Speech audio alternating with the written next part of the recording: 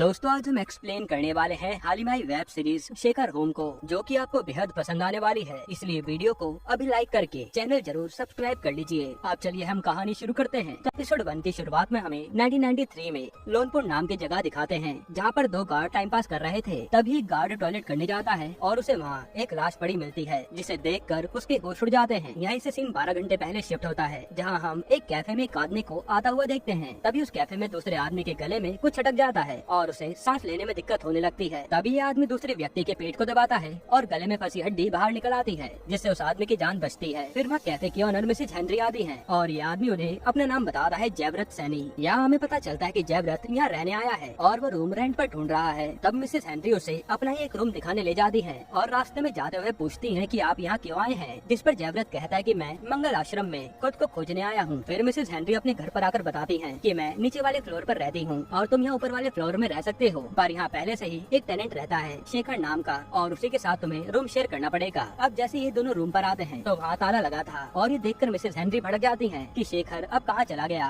फिर वो अपने सर्वेंट पिंटू को आवाज लगाती हैं और शेखर को ढूंढने के लिए कहती हैं, क्योंकि शेखर अक्सर बाहर ही घूमता रहता था। खैर अब जयव्रत कहता है कि चलो मैं भी थोड़ा लोन पर घूम लेता हूँ, इसलिए वो पिंटू के साथ शेखर को ढूंढने चल देता है। फिर आसपास देखने पर जब शेखर नहीं मिलता तो ये दोनों रिक्शा लेकर शेखर को ढूंढने निकल जाते हैं और जयव्रत पिंटू से पूछता है कि वैसे तुम्हारा ये शेखर करता क्या है, जिस पर पिंटू बताता है कि वो बच्चों को पढ़ाता है, कभी खूब सारी किताबें पढ़ता है तो कभी रुबाब बजाता है और वो तो दिमाग से काला जादू भी करता है। जो सुनकर जयव्रत चौंक जाता है कि काला जादू वो कैसे होता है। तभी रिक्शा वाला एक मार्केट में रुककर एक बकरी के पास पहुंच जाता है और एक आदमी को मारने लगता है कि तूने बकरी चुराई है। जो सुनकर वो आदमी वहाँ से भाग जाता है। अब यहाँ हमें पता चलता है कि ये रिक्शा चलाने वाला शेखर ही था, जो बकरी चोर को ढूंढने निकला था। और पिंटू पूछता है कि आपने बकरी चोर को कैसे पकड़ लिया, जिस पर शेखर बताता है जिसकी ये बकरी है यानी गांगुली, उसी का मैं रिक्शा लेकर घूम रहा हूँ और अक्सर जानवर अपने मालिक की किसी चीज को पहचानते हैं, इसलिए मैंने जैसे रिक्शा की घंटी बजाई सारी बकरियां सीधा देख रही थी, पर यही बकरी थी जो मेरे रिक्शे की ओर देखी और हमें चोर मिल गया, साथ ही बकरी भी। ये सुनकर पिंटू जयव्रत से कहता है, देखा मैंने कहा था ना ये दिमाग से काला जादू करते हैं। और जयव्रत भी सोचने लगता है कि क्या आदमी है, इतनी तेज दिमाग चलता है इसका। खैर अब जैसे पिंटू जयव्रत के बारे में शेखर को बताने वाला था तो शेखर उसके बारे में सब कुछ बताने लगता है कि इनका नाम जयव्रत है और ये फौज में डॉक्टर रह चुके हैं और अभी अभी एक आदमी की जान बचाकर आ रहे हैं। जिस पर जयव्रत पूछता है कि ये तुम्हें कैसे पता चला, तुम तो वहाँ थे भी नहीं। जिस पर वो बताता है कि आज 1 तारीख है तो कैफे में दो आदमी मंडू और बबलू सैटरडे लेकर खाना खाने आए होंगे और तभी मंडू के गले में हड्डी फंसी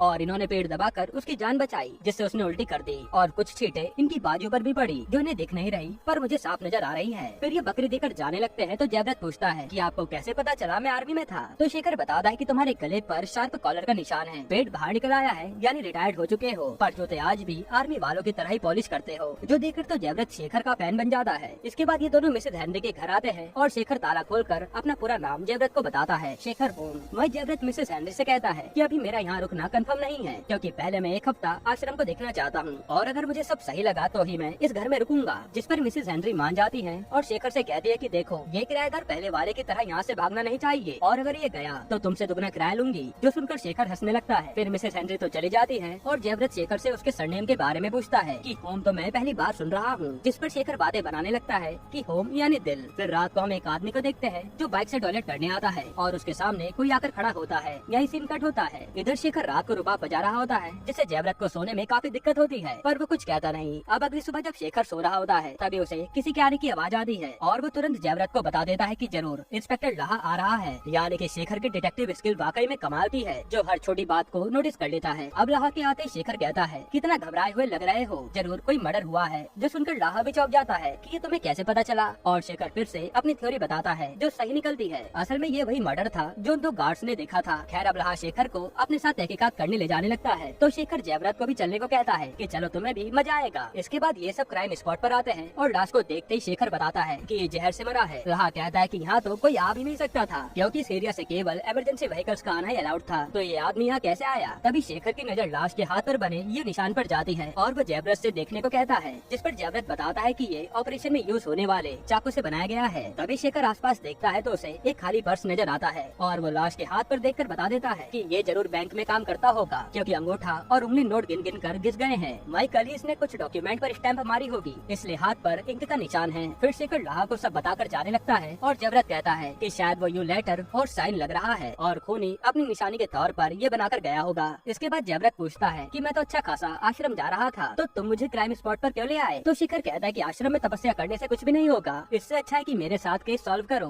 ये सब सुनकर हम समझ पाते हैं कि शेखर कितना ज्यादा घमंडी है। उसे फर्क ही नहीं पड़ता कि कौन उसके बारे में क्या सोचता है। खैर अब अगले दिन हम शेखर को बच्चों को पढ़ाता हुआ देखते हैं। तभी वहाँ पर लाहा आता है जो बताता है कि तुम सही थे। वो बैंक में कैशियर था जिसका नाम था मनोज और उसका कहीं अफेयर भी चल रहा था, इसलिए शायद उसने अपनी बीवी को धोखा देने के गिल्ट में खुदकुशी कर ली होगी। जो सुनकर शेखर कहता है कि नहीं, ये एक मर्डर है, पर आप पता नहीं इसे आत्महत्या क्यों बना रहे हैं। जिस पर लाहा कहता है कि ये केस मुझे मिला है और मैं नहीं चाहता कि मेरा नाम केस न सॉल्व कर पाने पर खराब हो, इसलिए तुम भी शांति से बैठ जाओ। जो सुनकर शेखर चला जाता है कि जैसे तुम्हारी मर्जी। अब जब शेखर और जयव्रत साथ में होते हैं तो शेखर उसे जिस जहर से वो बैंक वाला मरा है उसके बारे में पता लगाने को कहता है और बताता है कि देखना जल्द ही एक और मर्डर होने वाला है। लाहा ने तो मेरी बात मानी नहीं। फिर रात को हम देखते हैं कि शेखर तो अपने रुबाब बजाने में बिजी हो गया और जयव्रत सो रहा होता है। वहीं एक जगह लड़की घर जा रही होती है, तभी उसके सामने कोई आकर खड़ा होता है और लड़की को 2 गोली में से एक चूज करने को कहता है। यहाँ सीन कट होता है और अगली सुबह फिर लाहा आकर बताता है कि एक और लाश मिली है। तब ये दोनों तो क्राइम स्पॉट की ओर जाते हैं और पूरे शहर में ये न्यूज फैल जाती है कि कोई किलर खुलेआम घूम रहा है जो अब तक 2 मर्डर कर चुका है। इधर शेखर और जयव्रत क्राइम स्पॉट पर आते हैं और देखते हैं कि इसके हाथ पर भी यू बना है और लाहा बताता है कि उस बैंक वाले की पोस्टमार्टम रिपोर्ट से पता चला कि उसे कॉलकाइचिन जहर दिया गया था। जिस पर जयव्रत बताता है कि ये तो लोकल जड़ी बूटियों से बना जहर है जिसे लेते इंसान मर जाता है और अब इन्हें ये पता लगाना था कि ये सेम पैटर्न पर मर्डर करने वाला कौन आ गया। वही शेखर पूरे जगह की तहकीकात करता है और उसे पैटर्न भी नजर आता है। अब रात को शेखर के पेट में काफी दर्द होता है, इसलिए मिसेस हेनरी उसे खाने में खिचड़ी देती है, लेकिन उनके जाते ही शेखर एक लाल मिर्ची का पाउडर मंगा लेता है कि ये फीकी खिचड़ी तो मैं नहीं खाऊंगा। तभी वहाँ लाहा आता है जो बताता है कि मैंने भी तहकीकात करी और एक हॉस्पिटल से कॉलकाइचिन से मरे हुए लोगों के केस पता चले हैं और अब वहाँ चलकर तुम्हें देखना होगा। तो शेखर तो मना कर देता है कि मेरा पेट दर्द है, ऐसा करो ये डॉक्टर जयव्रत को ले जाओ, ये पता लगा लेंगे। जिसके बाद जयव्रत और लाहा हॉस्पिटल में तहकीकात करने चले आते हैं। वहीं हम देखते हैं कि इन दोनों को सबसे सवाल जवाब करते एक आदमी बहुत ध्यान से देख रहा था, यानी ये कुछ तो इस बारे में जानता है। फिर जैसे जयव्रत की नजर उस पर पड़ती है तो वो तुरंत जाकर उसे पकड़ लेता है और उससे पूछता है कि उस जहर से 3 मर्डर हुए हैं, तो बता दो ये किसने किया है, क्योंकि तुम्हें देखकर सब समझ आ रहा है कि तुम कुछ जानते हो। इधर हम शेखर को देखते हैं जो एक चाय की दुकान पर आकर बैठता है और फिर वहाँ बेहोश हो जाता है। जिसके बाद उसके लिए एम्बुलेंस बुलाई जाती है और वो एम्बुलेंस में चला जाता है। वहीं वो आदमी जयव्रत को बताता है कि जब यहाँ 3 जाने गई तो एक ड्राइवर यहाँ काम करता था और अब वो प्राइवेट एम्बुलेंस चलाता है। उसी समय हम देखते हैं कि शायद शेखर जिस एम्बुलेंस में जा रहा है ये लोग उसी के बारे में बात कर रहे हैं, यानी शेखर की जान खतरे में है। तभी एम्बुलेंस का दरवाजा खुलता है और ड्राइवर जाकर देखता है कि शेखर तो वहाँ से गायब है। यहाँ हम समझ पाते हैं कि शेखर भी ड्राइवर के साथ कोई गेम खेल रहा है और शायद उसे खोने के बारे में पहले ही पता चल गया होगा। तभी ड्राइवर वापस अपनी सीट पे आता है तो वहाँ शेखर बैठा था और ड्राइवर समझ जाता है कि ये कोई बीमार नहीं है, ये मुझे पकड़ने आया है। फिर ड्राइवर पूछता है कि अच्छा बता मेरे बारे में पता कैसे चला। तो शेखर कहता है कि जिस जगह पहली लाश मिली थी वहाँ सिर्फ इमरजेंसी गाड़ियाँ ही जा सकती थी और आसपास स्ट्रेचर के गड़े हुए निशान थे, यानी वो कोई एम्बुलेंस रही होगी। और यहाँ देखकर ये भी समझ आ गया कि यू मतलब घोड़े की नाल है जो तेरी गाड़ी पे लगा है। तो वो ड्राइवर हंसता है और शेखर उसे उसकी हिस्ट्री बताता है, जिस पर ड्राइवर कहता है कि मैं ये खून तो सिर्फ खेल खेल में करता था। और वो शेखर को अपने बारे में बताता है कि पहले मैं क्रिकेट पर पैसा लगाता था, फिर मैंने मरीजों की जिंदगी पर पैसे लगाना शुरू कर दिया और जब इससे भी बोर हो गया तो मैंने मरीजों के साथ ही गेम खेलना शुरू कर दिया। इसलिए तो हॉस्पिटल में 3 लोग मारे गए। उनके आगे में 2 गोलियां रखता था, एक में जहर होता था और एक में सोने की दवा। कुछ लोग जहर वाली गोली खाकर मर गए तो कुछ सोने वाली गोली खाकर बच गए। बस फर्क इतना है कि मैं उनसे कभी ये शर्त हारा नहीं, यानी ये ड्राइवर भी एक तरह का साइको किलर है जो शर्त के लिए लोगों को मारता था, जिसके कारण उसने बाहर के भी 2 लोगों को मार डाला। तभी शेखर कहता है कि अब थाने चलते हैं, लेकिन ड्राइवर कहता है नहीं, पहले गेम हो जाए। और वो तुरंत शेखर के सामने 2 गोली रख देता है, एक जहर की और एक नींद की। तब शेखर देखते एक गोली उठाकर खा जाता है और बेहोश हो जाता है। यही सीन कट होता है और हम देखते हैं कि जयव्रत पुलिस के साथ ड्राइवर को ढूंढने जा रहा था। तब इनके सामने एम्बुलेंस आती है और उसमें से शेखर उतरता है। तब शेखर लाहा को वही जहर वाली शीशी देता है और बताता है कि तुम्हारा खून ही पीछे बना पड़ा है। इसके बाद सीन फ्लैशबैक में जाता है जब शेखर ने गोली खाई तो उसने बेहोश होने का नाटक किया और मौका मिलते ही ड्राइवर की आंखों में वही लाल मिर्च डाल दी जो उसने खिचड़ी खाते वक्त मंगाई थी और फिर उसने ड्राइवर को मार मार कर बेहोश कर दिया। अब अगली सुबह अखबार में लाहा का नाम पढ़कर जयव्रत शेखर से पूछता है कि तुमने लाहा को क्रेडिट क्यों दिया, उन्हीं को तो तुमने पकड़ा था। जिस पर शेखर कहता है कि इससे लाहा को प्रमोशन मिलेगा और मुझे नई केस। तभी जयव्रत पूछता है कि तुम्हें पता कैसे चला कि किस गोली में जहर था। तब शेखर बताता है कि जहर वाली दवाई की डेंसिटी ज्यादा होती है, इसलिए वो हमेशा दबती है, इसलिए जो गोली ऊपर दिख रही थी वही मैंने उठाई। और हमें पता चलता है कि शेखर ने तो वो गोली खाई नहीं थी, वो बस एक्टिंग कर रहा था। तभी वहाँ मिसेज हेनरी आती है और पता चलता है कि आज 1 हफ्ता हो चुका है जयव्रत को रहते हुए। तब जयव्रत कहता है कि मिसेज हेनरी अब मैं यहाँ रुकने के लिए तैयार हूँ और कल ही आपके पास पैसे डिपॉजिट कर देता हूँ। जो सुनकर मिसेज हेनरी चली जाती है। इसके बाद हम एक जंगल का सीन देखते हैं जहाँ कुछ लोगों को बंदूक चलाने की ट्रेनिंग दी जा रही थी। वहीं एक आदमी जयव्रत और शेखर की हाल ही में केस सॉल्व करते हुए फोटो देखता है, यानी इस आदमी का इनमें से किसी से कनेक्शन जरूर है। यहीं पर एपिसोड 1 खत्म होता है। एपिसोड 2 की शुरुआत में जयव्रत शेखर के पास आता है और उसे कहता है कि तुम इतने अच्छे डिटेक्टिव हो तो केस सॉल्व करने के बाद अखबार में फोटो तक क्यों नहीं लगवाते और न ही केस के पैसे लेते हो। इसलिए अब वो मिसेस हेनरी के साथ मिलकर शेखर को हर केस का पैसा लेने को कहता है, जिसके लिए शेखर पहले तो मना करता है, पर दोनों की जिद करने पर मान जाता है और जयव्रत कहता है कि ठीक है, मैं शेखर के पैसे संभालूंगा। अब इसके बाद शेखर के पास जितने भी क्लाइंट आते हैं उन सबसे जयव्रत पैसे लेता है और शेखर उन सबकी प्रॉब्लम सॉल्व करता है। यहाँ तक कि ये लोग तो पुलिस वाले लाहा से भी पैसे ले लेते हैं। इसके बाद रात को हम दो दोस्तों को बात करते हुए देखते हैं, जो बात कर रहे थे कि दास यहाँ नहीं है। वो होता तो उसे छेड़ने में मजा आता क्योंकि उसकी शादी नहीं हुई, पर पता नहीं वो कहाँ गायब है। खैर अगले दिन हम देखते हैं कि दास नाम का आदमी शेखर के पास आता है और बताता है कि मैं अपनी दुकान पर बैठकर शादी के एड्स देख रहा था। तभी उसने एक पर्चा मिला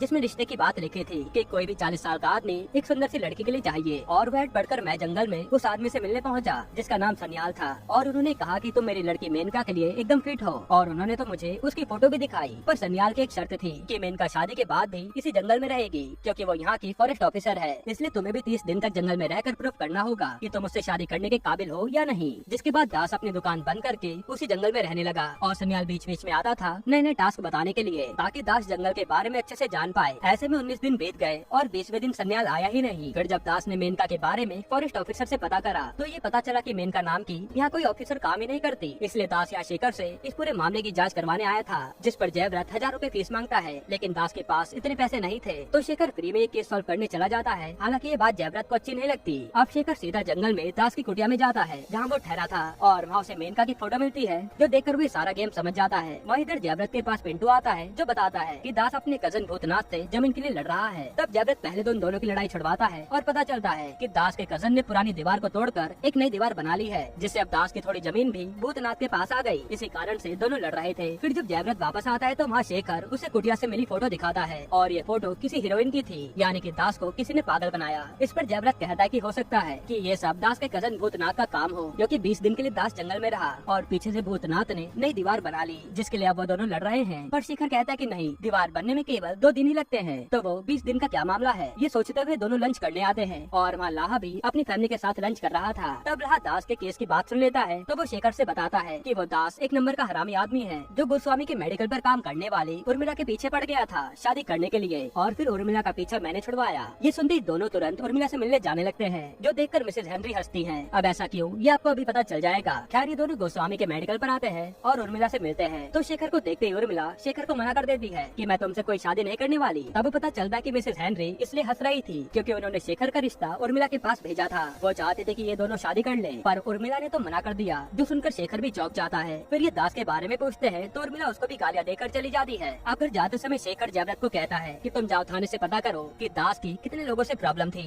और वो खुद मिसेज हेनरी से बात करने चला आता है। फिर रात को शेखर मिसेज हेनरी से कहता है कि आप मेरे रिश्ते की फिक्र मत करो, मुझे कोई शादी नहीं करनी। तो मिसेज हेनरी शेखर को डांटने लगती है कि तुम कब तक कुंवारे बैठे रहोगे। तभी माँ जयव्रत आता है जो बताता है कि दास की तो किसी से भी कोई बड़ी दुश्मनी नहीं थी। हालांकि जयव्रत बार बार छीके जा रहा था। तब शेखर उसके कपड़ों की स्मेल सूंघता है और पूछता है कि तुम अभी कहाँ से आ रहे हो। तो जयव्रत बताता है कि दास की दुकान से। ये सुनते शेखर दास की दुकान पर भागता है और यहाँ कर देखता है कि दुकान की विंडो तो बस हाथ लगाने से ही निकल गई और दुकान की तहकीकात करते हुए इन्हें एक सुरंग मिलती है, जिसे देखकर शेखर तुरंत अंदर घुस जाता है। अब जैसे दोनों सुरंग के उस पार पहुँचते हैं तो देखते हैं कि ये तो लोनपुर के बैंक का वॉल्ट है जिसे लुटेरों ने लूट लिया। इसके बाद अगली सुबह पुलिस वाले आकर जांच शुरू कर देते हैं और शेखर भी वही जांच कर रहा था जहाँ उसे केमिकल मिलता है जिससे तिजोरी का ताला तोड़ा गया होगा, और इसी केमिकल के फैलने से जयव्रत को छींके आ रही थी क्योंकि लुटेरे दास की दुकान से ही बाहर गए होंगे तो केमिकल वहाँ भी गिर गया होगा। तभी शेखर सोचता है कि जरूर लुटेरों ने भी मास्क पहना होगा छींकने से बचने के लिए। तो वो जाकर पास के डस्टबिन खंगालने लगता है और एक डस्टबिन में उसे कुछ मास्क मिलते हैं। इसके बाद शेखर दास से जुड़े सारे लोगों को थाने बुला लेता है और वो उन्हें एक कहानी सुनाता है कि कुछ लोगों ने कैसे बैंक लूटा। फिर वो बैंक में लोन के लिए अप्लाई करने वालों के नाम पढ़ता है जिन्हें बैंक से लोन नहीं मिला, और उसमें दास से रिलेटेड लोगों के नाम भी थे,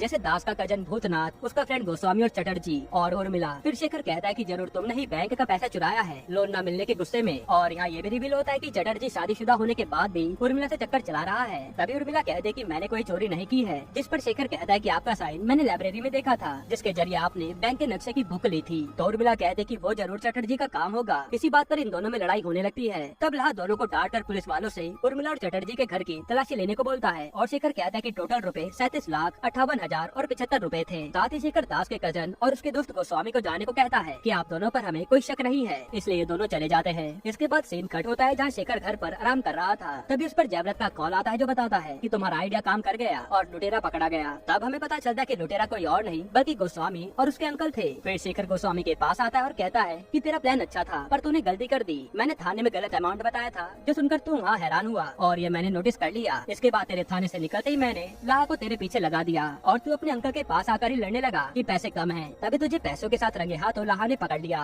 साथ ही शेखर कहता कि दास की दुकान वाली सुरंग का तूने काफी अच्छा इस्तेमाल किया, पर ये उर्मिला का साइन तूने कैसे किया? जिस पर गोस्वामी कहता है कि उसके लिए तो मैंने काफी प्रैक्टिस करी थी और फिर मैं सीख गया। साथ ही शेखर ये भी रिवील करता है कि मैंने तेरी लोन अप्रूवल वाली फाइल पढ़ी थी, जिसमें तूने अपने मामा को एक गारंटर बना रखा था, वरना मैं कभी तेरे मामा के बारे में जान ही न पाता कि तूने इन्हें ही सन्याल बनाकर दास के पास भेजा था और पीठ पीछे बैंक खाली कर दिया। साथ ही मुझे कूड़े से जो मास्क मिले थे उसमें से एक मास्क में रुमाल भी था, जिससे ये पता चला कि केमिकल की स्मेल से एक आदमी को काफी ज्यादा दिक्कत थी, इसलिए वो इतनी प्रोटेक्शन के साथ चोरी करने आया था। और साफ साफ पता चल रहा है कि वो तेरे मामा ही हैं। जिसके बाद ये केस भी सॉल्व हो जाता है और जयव्रत लाहा से कहता है कि इस बार हमें अखबार में नाम और पैसे भी चाहिए, जिसके लिए लाहा भी मान जाता है। अब अगले दिन शेखर को पुलिस की तरफ से सर्टिफिकेट मिलता है कि सॉल्व करने के लिए। साथ ही उसे 15,000 रूपए इनाम भी मिलते हैं, जो पैसे तुरंत मिसेस हेनरी ले लेती है, क्योंकि शेखर ने पिछले 2 साल से किराया नहीं दिया था, क्योंकि वो तो अब तक सारे केस फ्री में सॉल्व करते आ रहा था। खैर इसके बाद हम एक शख्स को देखते हैं जो शेखर की फोटो देख रहा था, जैसे वो उस पर ही नजर रख रहा हो, और हमें पता चलता है कि ये तो एक लेडी है जो अपनी टीम से कहती है कि अब हमें आगे बढ़ना चाहिए। यहीं पर एपिसोड 2 खत्म होता है। तो एपिसोड 3 की शुरुआत में हम शेखर और जयव्रत को माधवगढ़ बिहार में आता हुआ देखते हैं और यहाँ आते ही इन दोनों को एक गैंग उठा ली जाती है, जिसके बाद दोनों को एक आदमी के पास लाया जाता है और पता चलता है कि ये तो शेखर का भाई है, जिसका नाम मृण्मय है और वो इंटेलिजेंस में काम करता है। मृण्मय शेखर से कहता है कि तुम्हें यह एमएलए का एक काम करने के लिए बुलाया गया है, क्योंकि कुछ एमएलए को कोई ब्लैकमेल कर रहा है, जिसके पास एमएलए की काली करतूतों की वीडियोस पड़ी हैं, इसलिए तुम्हें ब्लैकमेलर को ढूंढना है और एक काम में जल्दी करना पड़ेगा, क्योंकि जल्दी यहाँ के एमएलए की बेटी की शादी है। इसके बाद रात को शेखर और जयव्रत एमएलए की बेटी के फंक्शन में आते हैं और यहाँ शेखर की मुलाकात इरावती नाम की लेडी से होती है, जो शेखर की ओर आकर्षित नजर आ रही थी और शेखर को भी वो कहीं न कहीं पसंद आती है। खैर अब पता चलता है कि इरावती तो एक सिंगर है जो यहाँ के फंक्शन में परफॉर्म करने आई है। तभी शेखर को एक आदमी सीधा एमएलए के पास ले आता है, तो तीनों एमएलए शेखर को उनकी काली करतूतों की वीडियो दिखाते हैं और बताते हैं कि ब्लैकमेलर ने सिर्फ एक चिट्ठी छोड़ी है कि कीमत चुकानी पड़ेगी। ये सोच के शेखर हैरान था कि बदला कौन लेना चाहता है और वो वीडियो वाली कैसेट देखने लगता है कि शायद इस पर कोई निशान होगा। तभी उसे कैसेट में से परफ्यूम की स्मेल आती है और वो तुरंत भागकर इरावती से मिलने जाता है, जो कि शेखर के आने से पहले ही निकल गई थी। और शेखर जयव्रत से कहता है कि ये इरावती में कुछ तो गड़बड़ है। फिर अगले दिन शेखर जयव्रत के साथ इरावती के घर पहुंच जाता है और उसके घर की तलाशी लेने लगता है, जहाँ से इरावती की कुछ फोटोज मिलती है।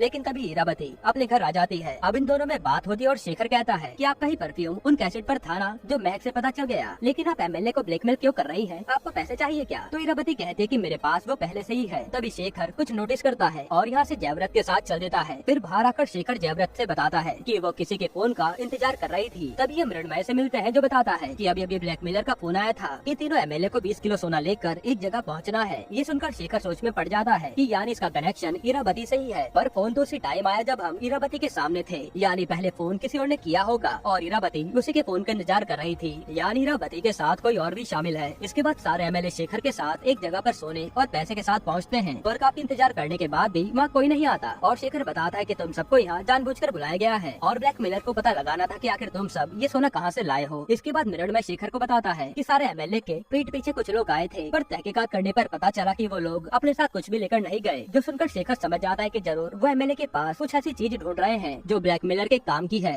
और यहाँ शेखर किसी से रिवील भी नहीं करता कि इरावती ही ब्लैकमेलर है और उसके साथ कोई और भी शामिल है। फिर जब जयव्रत और शेखर साथ में थे तो जयव्रत पूछता है कि ये इरावती चाहती क्या है, जिस पर शेखर कहता है कि मैं तो कोठे पर जा रहा हूँ यही पता करने और तुम उस रोड पर जाओ, किसी पर शक हो तो बताना। जिसके बाद दोनों अपने अपने रास्ते निकल जाते हैं और शेखर कोठे पर आते ही उस लड़की का हुलिया बताने लगता है, जिसके साथ पहले एमएलए का इंटीमेट वीडियो था। तभी एक लड़की एकदम से चौकन्नी हो जाती है और शेखर समझ जाता है कि जरूर ये उसके बारे में जानती होगी, इसलिए वो पैसे देकर उसे कमरे में बुलाता है। इधर जयव्रत 2 आदमियों को देखता है जो एक घर के बाहर निगरानी कर रहे थे और वो चाय वाले को पैसे देकर इनकी पूरी हिस्ट्री निकाल लेता है। यहाँ शेखर उस लड़के से एमएलए के साथ सोने वाली लड़की का नाम और पता पूछता है, लेकिन लड़की कहती है कि मुझे कुछ भी नहीं पता। इस पर शेखर उसे पुलिस के नाम से डरा देता है और पता चलता है कि उसका नाम विमला है, जो खोरीदही में रहती है। ये सुनते ही शेखर तुरंत बस से खोरीदही पहुँचता है और वहाँ के जंगल में घुसते ही उस पर कुछ औरतें हमला कर देती हैं। अब शेखर को इन सब ने बांध के रखा था और शेखर आवाज लगाकर इरावती को बुलाता है कि मैं जानता हूँ आप बाहर ही हो, मैं तो आपकी मदद करने आया हूँ। तब इरावती आती है और शेखर बताता है कि जब मुझे यहाँ लाया जा रहा था तो दीवारों पर गोलियों के निशान थे, जैसे यहाँ किसी ने आतंक मचाया हो, और ये सारी औरतें विधवा हैं, यानी इसका पूरा कनेक्शन है। फिर शेखर कहता है कि कुछ साल पहले खोरीदही के लोगों ने एमएलए के खिलाफ प्रोटेस्ट किया था, जिसके बाद शायद एमएलए के लोगों ने आकर यह गोलीबारी चालू कर दी और इन सब के पतियों और बच्चों को मार डाला, इसलिए ये सब तीनों एमएलए से बदला लेना चाहती है ना। और पहले एमएलए को फंसाने के लिए विमला कोठे पर उसकी फेवरेट बनी और चुपके से उसकी वीडियो बना ली। ऐसे करके तीनों एमएलए की वीडियो बनी और अब तुम उन्हें ब्लैकमेल कर रहे हो। फिर शेखर कहता है कि जयव्रत भी यहाँ मौजूद है, मुझे पता है। तो ये लोग उसे लेकर आते हैं। फिर जबरत बताता है कि मैंने चाय वाले से 2 गुंडों के बारे में पता करा, तो उसने बताया कि ये एमएलए के आदमी है और जिस घर की ये लोग निगरानी कर रहे हैं वो पंकज नाम के रिपोर्टर का घर है, जिसकी हाल ही में जान चली गई। फिर जबरत पंकज के ऑफिस जाता है, जहाँ पता चलता है कि जिस दिन इस गाँव में गोली चली थी वो इसी गाँव में रिपोर्टिंग कर रहा था, जिसके पास एमएलए के खिलाफ पूरे सबूत है। और एमएलए को जैसे ही पता चला तो उन्होंने पंकज को मरवा दिया। हालांकि जो फोटोज और वीडियो पंकज ने बनाई थी उसके नेगेटिव अभी तक एमएलए को नहीं मिले, इसलिए वो आज तक पंकज के घर पर निगरानी रखवाते हैं ताकि पंकज के घर वाले पुलिस को कुछ बता ना पाए। ये सुनकर शेखर कहता है कि पंकज तो तुम्हारा दोस्त है ना, जिसकी फोटो मैंने तुम्हारे घर पर देखी थी और शायद तुम उसी का बदला लेना चाहती हो, इसलिए तुम भी औरतों के साथ मिलकर उसी नेगेटिव के पीछे पड़ी हो ताकि तीनों एमएलए बर्बाद हो जाएं। पर ऐसा कुछ भी होगा नहीं। तीनों एमएलए उनकी फोटो और वीडियो बाहर आते ही कह देंगे कि ये सब एडिट किया गया है। इस पर इरावती कहती है कि कम से कम इनका सच सामने तो आएगा। तब शेखर पूछता है कि ये बताओ पंकज से तुम्हारी आखिरी बात कब हुई थी? तो इरावती बताती है कि प्रोटेस्ट वाले दिन ही बात हुई थी, जिसमें पंकज को मैंने अंडरग्राउंड होने के लिए कहा था कि एमएलए कभी भी तुम्हारे पीछे आ सकते हैं, और पंकज ने कहा था कि एक बार मैं माँ और बहन से मिलाता हूँ, जिसके बाद एमएलए ने उसे मरवा दिया। तब शेखर कुछ सोचता है और जयव्रत के साथ एक प्लान बनाता है, जिसके बाद ये मृण्मय को भी बुला लेता है और कहता है कि अब सच सामने आएगा। पर मृण्मय का कहना था कि एमएलए को ब्लैकमेलर दे दो, बात यही खत्म हो जाएगी। पर शेखर का कहना था कि जो गलती करेगा उससे सजा तो मिलनी ही चाहिए, इसलिए अब तुम्हें पंकज की फैमिली को इस शहर से दूर भेजना होगा, नई पहचान के साथ, ताकि उन्हें कोई खतरा ना हो, और हम प्रूफ के साथ एमएलए का पर्दाफाश करेंगे। जिसके बाद ये गुंडों से बचते हुए शेखर, इरावती और जयव्रत पंकज के घर आते हैं, जहाँ उसकी माँ और बहन थी। तो शेखर पंकज की माँ से पूछता है कि आखिरी बार पंकज ने जाते हुए क्या कहा था, जिस पर माँ बताती है कि यही कहा था कि मेरी कुछ किताबें हैं जो बहन के काम आ जाएंगी। ये सुनते ही शेखर कुछ सोचता है और पंकज की बहन से पूछता है कि तुम काहे की पढ़ाई कर रही हो, और फिर वो उसके सब्जेक्ट की किताबें निकाल कर पढ़ने लगता है। तभी शेखर की नजर बुक के कवर पर जाती है और इन्हें नेगेटिव मिल जाता है, जिसका क्लू पंकज ने ही जाते हुए माँ को दिया था। अब नेगेटिव मिलते ही सीधा ये लोग भेष बदल कर गुंडों के सामने से कार से भागते हैं और गुंडे इनका पीछा करने लगते हैं। साथ ही वो अपने साथियों को भी बुला लेते हैं। वही पीछे के रास्ते से मिरर में पंकज की माँ और बहन को दूसरे शहर के लिए ले जा लेता है कि यहाँ एमएलए अब जरूर आएंगे। इधर अब शेखर जब कार चला रहा था तो एक जंगल का इलाका आते ही इरावती उसे साइड कार मुड़वा लेती है और गुंडे भी पीछे पीछे आते हैं जब इनकी कार खड़ी थी। तभी गुंडों के रुकते ही यहाँ गाँव की सारी औरतें गुंडों पर हमला करके उन्हें मार डालती हैं और पता चलता है कि इरावती ने गुंडों को मारने के लिए पहले इन औरतों को बैठाया हुआ था, क्योंकि इन गुंडों ने इनके पतियों को एमएलए के कहने पर मारा था, जो देखकर शेखर भी चौंक जाता है। इसके बाद इरावती उन सबूतों से एमएलए का सच सामने ले आती है और शेखर घर जाने के लिए तैयार था, जहाँ इरावती शेखर को अलविदा कहकर विदा कर देती है। इसके बाद हम मृण्मय को देखते हैं जो अपने ऑफिस में आकर एक खुफिया फाइल निकालता है जिस पर एम लिखा था। अभी किस बारे में ये आपको आगे पता चलेगा। यहीं पर एपिसोड 3 खत्म होता है। एपिसोड 4 की शुरुआत में हम एक आदमी को सोता हुआ देखते हैं। तभी उसे कोई डरावनी आवाज आती है और वो डर के मारे भागकर तालाब में अपनी जान दे देता है, जैसे उसके पीछे कोई आत्मा पड़ी हो। अब हम इरावती को देखते हैं जो आज लोनपुर आती है शेखर से मिलने के लिए, और शेखर उसे देखकर काफी खुश होता है। फिर इरावती कहती है कि मैं तुम्हारे लिए नया केस लाई हूँ जो शायद भूत से रिलेटेड है। ये सुनकर शेखर ये केस सॉल्व करने के लिए मान जाता है और इरावती के साथ जयव्रत को लेकर डाटगंज शहर आता है, जहाँ पर उसी आदमी का क्रियाक्रम हो रहा था जो एपिसोड की स्टार्टिंग में मारा गया, और उसकी चिता के पास एक औरत झाड़ फूक कर रही थी। तब यहाँ शेखर से हेमंत नाम का लड़का आकर मिलता है जो बताता है कि ये मेरे ही चाचा थे और ये औरत काकोली है जो ऐसी मौतों पर झाड़ फूक करने आती है। तभी वहाँ एक शराबी आकर चिल्लाने लगता है कि तुम सब मरोगे, और फिर यहाँ से ये सब लोग अपने विला पर आते हैं जहाँ हेमंत सबको इंट्रोड्यूस कराता है और यहाँ उसके पापा बुआ सब मौजूद थे। फिर शेखर पूछता है कि आपके चाचा के साथ मरने से पहले कुछ अजीब हुआ था क्या, जिस पर हेमंत कहता है कि हम सब डिनर कर रहे थे तो चाचा वॉशरूम में गए, जिसके बाद वो आकर अजीब बिहेव करने लगे थे। हमें लगा कि उन्हें शराब चढ़ गई होगी क्योंकि वो रोज पीते थे, इसलिए वो सोने चले गए और उसी रात उनकी मौत हो गई। तब हेमंत की बुआ रीना कहती है कि मैंने उस रात भैया को भागते हुए देखा था, जैसे वो किसी भूत से डर के भाग रहे हो।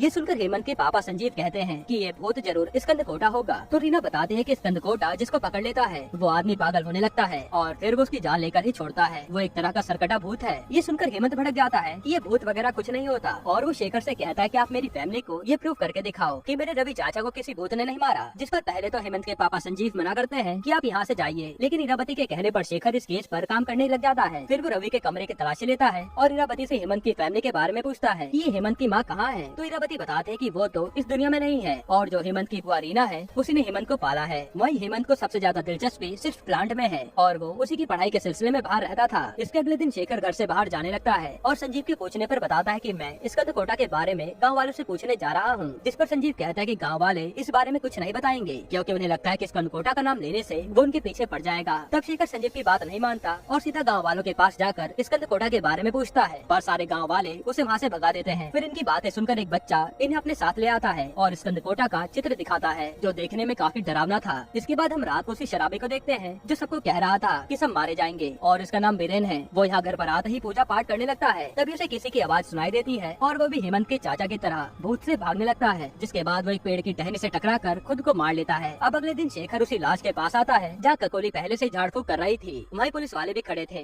तब जागृत उनसे कहता है कि जाइए इस बॉडी का पोस्टमार्टम कीजिए, क्या अंधविश्वास में पड़े हैं। जिस पर पुलिस वाला इन्हें हड़का देता है कि ये पूजा है, इसके बीच में तुम मत पड़ो। तब शेखर उसे डीएसपी से बात करवाने की धमकी देता है और डर के मारे पुलिस वाला लाश को पोस्टमार्टम के लिए ले जाता है, जो देखकर गाँव वाले भड़क जाते हैं कि इन लोगों ने पूजा खराब कर दी, अब स्कंदकोटा सबको मारेगा। इसलिए वो लोग इन पर पत्थरबाजी करते हैं, जिनसे शेखर और जयव्रत भी बचकर भागते हैं और हेमंत ठीक समय पर आकर उन्हें ले जा लेता है। फिर जैसे ये लोग घर पहुंचते हैं तो हेमंत के परिवार वाले इन्हें यहाँ से जाने के लिए कह देते हैं कि आप रहोगे तो गांव वाले हमारे पीछे भी पड़ जाएंगे। हालांकि शेखर परिवार वालों की बात नहीं सुनता, उसे तो अब ये केस सॉल्व करना ही था। इसके बाद रात को जब सब सो रहे होते हैं तो जयव्रत देखता है कि शेखर कमरे में नहीं है और यहाँ शेखर उसी शराबी बीरेन के घर आता है और तहकीकात करने लगता है। जहाँ उसे मरे हुए चूहे की बदबू आती है तो वो वहीं पड़ी अगरबत्ती को जलाता है। तभी शेखर को भी वही भूत के बुलाने की आवाज आती है, जो सुनते वो भी भागता है और नदी में कूद कर जान देने वाला होता है। तभी है मौके पर जयव्रत आकर उसे बचा लेता है। अब अगले दिन शेखर की जब आँख खुलती है तो उसे कल रात क्या हुआ था कुछ भी याद नहीं था। तो जयव्रत बताता है कि कल तुम भी मरने ही वाले थे, जिसे मैंने बचाया। तब शेखर कहता है कि शायद यहाँ सच में भूत है और हमें दोबारा उसी बेवड़े वीरेन के घर जाना होगा। जिसके बाद ये लोग दोबारा वहाँ तहकीकात करने आते हैं और वही शेखर देखता है कि हेमंत की बुआ रीना इन्हें दूर से देख रही है। फिर वो सीधा रीना से आकर पूछता है कि आप वहाँ पर क्या कर रही थी और मुझे सच जानना है। जिस पर रीना शायद इन्हें सच बताती है और वो हमें आगे पता चलेगा। फिर जब शेखर और जयव्रत कहीं जा रहे होते हैं तो उन्हें ककोली दिखती है, जो खुद को मारने की कोशिश कर रही थी। तब ये लोग उसे बचा लेते हैं। अब अगले दिन शेखर हेमंत की पूरी फैमिली को इकट्ठा करता है और बताता है कि मैंने सच पता लगा लिया है। शेखर बताता है कि इस विला का एक स्टेट मैनेजर था फिरदौस, जिसे संजीव की बहन यानी रीना से प्यार हुआ।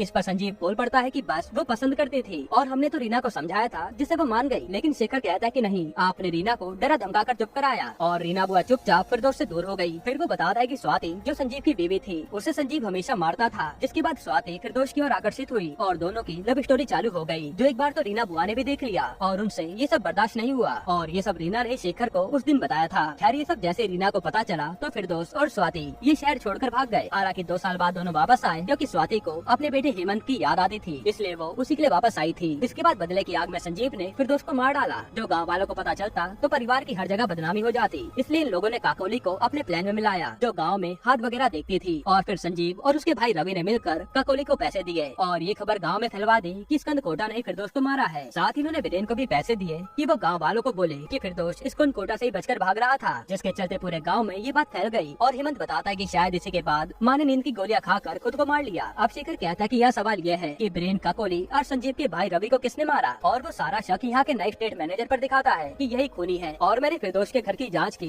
तो उसी की फोटो स्वाति और फिरदौस के साथ थी, यानी तुम फिरदौस और स्वाति के बेटे हो। अब हमें पता चलता है कि ये बात हेमंत को पहले स्वाति ने बता दी थी कि तुम्हारा एक भाई है जो दूसरे शहर में रहता है, उसे मैं तुमसे जल्दी मिलवाऊंगी। पर स्वाति की मौत के बाद हेमंत खुद अपने भाई का पता करते हुए पहुंचा और उसे यही विला में ले आया, या उसने किसी को पता नहीं चलने दिया कि ये स्वाति और फिरदौस का बेटा है। अब ये सच सामने आते शेखर एक औषधि निकालता है और बताता है कि ये वो औषधि है जो कोई भी हल्का सा सूंघ ले तो पागल हो जाता है। ऐसे में उसे जो भी इंसान देखता है तो उसे भूत की तरह ही महसूस होता है और जब तक वो अपनी जान न ले वो शांत नहीं होता। और ये औषधि के बारे में हेमंत से ज्यादा और कोई नहीं जानता होगा, क्योंकि उसने तो ऐसे पौधों पर पढ़ाई की है जिसने रवि की टॉवल पर, बीरेन के घर की अगरबत्ती पर और काकोली के घर पर ये हर्ब डाल दिया था। और वो पुलिस को पूरा बयान दे रही है। तब हेमंत बताता है कि मुझे सारी सच्चाई पहले से पता थी और मुझे उन सबसे बदला लेना था, जिसके कारण मेरी माँ मारी गई, इसलिए मैंने सबको मार डाला। और अब अपने पिता को जेल भेजने के लिए मैंने शेखर को बुलाया ताकि वो प्रूफ के साथ संजीव को जेल में डाल सके। जिसके बाद पुलिस आकर हेमंत और संजीव दोनों को अलग अलग मर्डर के इल्जाम में अरेस्ट कर लेती है और ये केस सॉल्व करके शेखर और जयव्रत भी अपने घर की ओर निकल जाते हैं। फिर लोनपुर आने के बाद शेखर जैसे ही अपने कमरे में आता है तो देखता है कि यहाँ कैफे में एक लड़की गैंग के साथ आई है, जो देखकर शेखर मुस्कुराता है, यानी शेखर उस लड़की को जानता है। यहीं पर एपिसोड 4 खत्म होता है। एपिसोड 5 की शुरुआत में हम शेखर को देखते हैं, जिसने अपना हुलिया ही बदल लिया था और उसे देखकर जयव्रत पूछता है कि ये कैसा लुक है। तब शेखर कहता है कि ये तो पुराने केस के लिए है और वो कैफे में उस लड़की की गैंग को दिखाता है, जिसने पुलिस वाले के साथ साथ मिसेस हेनरी को भी बंदी बना लिया था। साथ ही शेखर कहता है कि मेरा नाम शेखर नहीं, स्नेहाशीष है, और वो अपनी कहानी सुनाना शुरू करता है। जिसके बाद कहानी 2 साल पहले शिफ्ट होती है, जहाँ शेखर एक कॉलेज में प्रोफेसर था और वो बच्चों को फॉरेंसिक के बारे में पढ़ाता था। तभी कॉलेज में शेखर का भाई मृणमय आता है और वो कहता है कि मुझे तेरी जरूरत है। 3 साइंटिस्ट एक जगह काम करते थे और तीनों ही किसी न किसी कारण मारे गए और हमें खूनी का पता लगाना है और अभी तो ये भी प्रूफ करना है कि वो सब आत्महत्या नहीं मर्डर है। तब शेखर पहले तो मना करता है,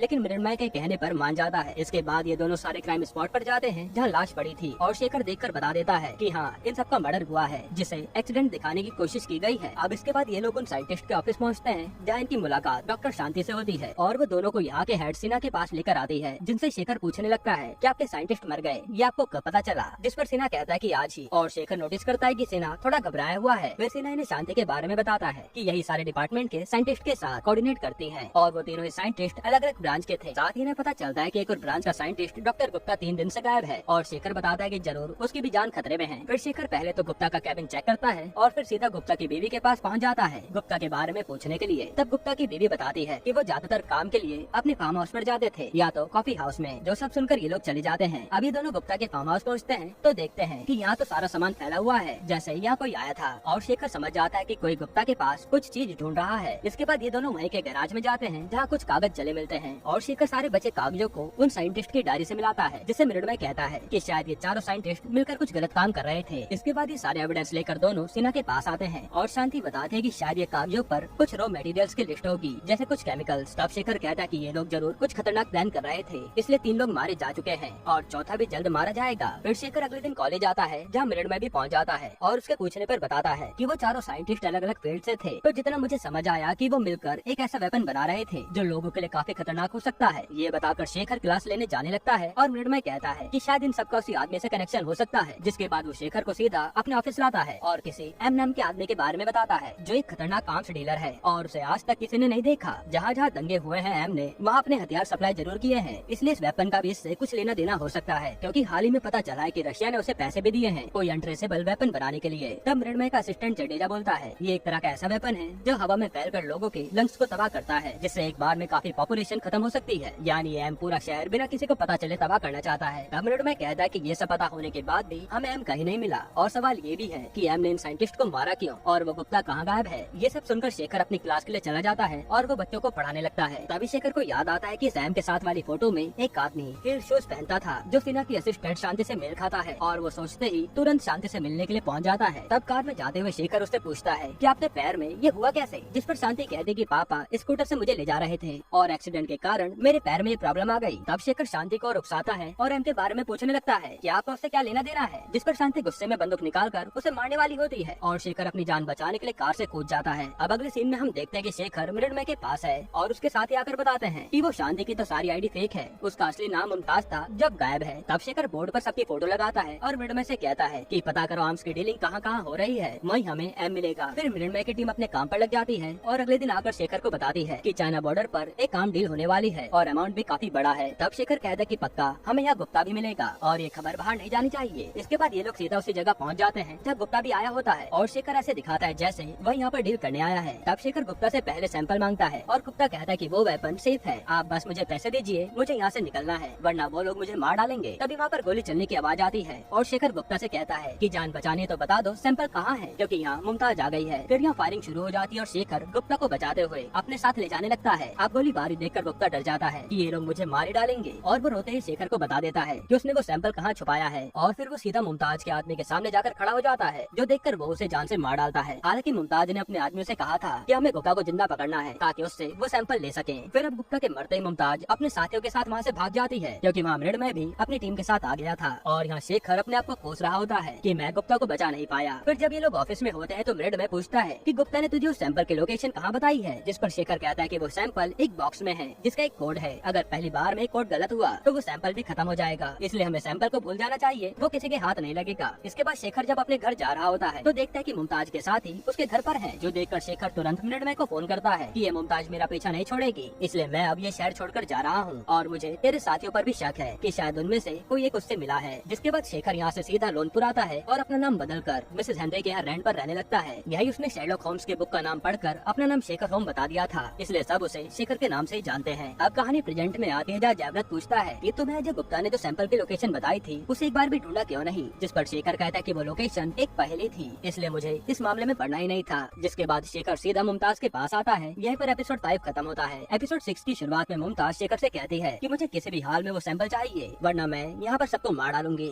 जिस पर शेखर कहता है कि मुझे कोई फर्क नहीं पड़ता, पर जयव्रत मुमताज से टाइम मांगता है कि मैं शेखर को मना लूंगा और आपको सैंपल मिल जाएगा। इसके बाद वो शेखर को लेकर बाहर चला आता है और उसे कहता है कि हमें वो सैंपल कैसे भी उस लड़की को देना पड़ेगा क्योंकि हम यहाँ के लोगों को ऐसे मरने नहीं दे सकते। तब शेखर उसे बताता है कि वो पहेली रविंद्रनाथ टैगोर की पोयम है, उसे सॉल्व करेंगे तभी सैंपल तक पहुँच पाएंगे। इसलिए ये लोग सबसे पहले जाकर वो बुक खरीदते हैं और पोयम पढ़ना शुरू करते हैं। फिर ये लोग पोयम के अकॉर्डिंग जैसे जैसे चलते हैं तो जयव्रत कंफ्यूज हो जाता है, पर शेखर अपने दिमाग से पता लगा ही लेता है कि उस सैंपल का बॉक्स बॉक्स म्यूजियम के पास ही है और थोड़ा ढूंढने पर इन्हें बॉक्स भी मिल जाता है। पर अब प्रॉब्लम ये थी कि इसका कोड कहाँ से लाए, जिस पर शेखर कहता है कि शायद वो भी इसी पोएम में होगा। जिसके बाद ये लोग आगे की पोएम पढ़ते हैं और उसी के जरिए ब्रिज पर पहुंच जाते हैं। तब शेखर इस नदी और आयरन का केमिकल फॉर्मूला बताता है और जेब्रेट तुरंत ये लॉक खोल देता है। फिर वो सैंपल निकाल कर हंसने लगता है कि फाइनली ये मुझे मिल गया। तब शेखर बातों बातों में पूछ लेता है कि ये एम का मतलब क्या है। तो जेब्रेट कहता है मौर्य, और हमारे सामने रिवील होता है कि असली मास्टरमाइंड तो ये जेब्रेट ही था, जो पहचान बदलकर शेखर के पीछे आया और इतने दिन तक उसके साथ काम करता रहा, और यही एम है। अब हम देखते हैं कि यहाँ शेखर को मारने के लिए एम के साथी भी आए हैं, जो देखकर शेखर हंसने लगता है। फिर एम कहता है कि हमारा प्लान उस समय भी अच्छा था, बस उस गुप्ता ने काम खराब कर दिया, इसलिए हमें सारे साइंटिस्ट को मारना पड़ा और मैं कुछ दिन के लिए अंडरग्राउंड हो गया था क्योंकि सारे देशों की इंटेल मुझे ढूंढ रही थी। फिर एम रिवील करता है कि उसे शेखर के बारे में कैसे पता चला